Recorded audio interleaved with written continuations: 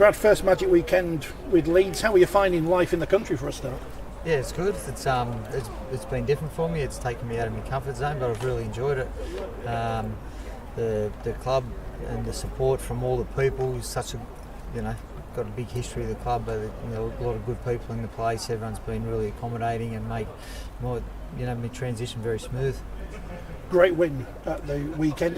What have you changed, or if anything, at Leeds? It's just making sure there's real clarity around expectations and roles, and then that helps with accountability. And the players are the ones driving the accountability, and the more they can drive that and be accountable to each other and hold each other accountable, it'll increase higher standards, which gets performances like that. And I was really pleased for the players to see them push through a full 80 minutes, because the last month I've been really happy with their effort and their application to the contact part of it, but we sort of faded in and out of games a little bit, or lost a little bit of concentration, or lacked a little bit of discipline at times. But for 80 minutes they stuck at it, and I was so happy for them as well to ice the game with that try at the end.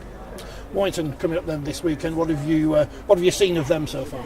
Oh, they're a reflection of their coach, aren't they? They play tough. You've got to earn everything you get off them, so they'll be in your face defensively. They like to power through the middle with their bigs, but then they're also not afraid to move the ball, so they're a pretty complete team. But it's probably more about us and making sure that we resemble what we looked like last weekend, because we need to, the really good teams, the teams that sit at the top of this competition, play like that all the time. Consistency is the hardest thing to get for a coach. Yeah, it is. But when you have a group that's driven, and they, to me at the moment, all the signs are that they're driven and they want to do well and they want to get better.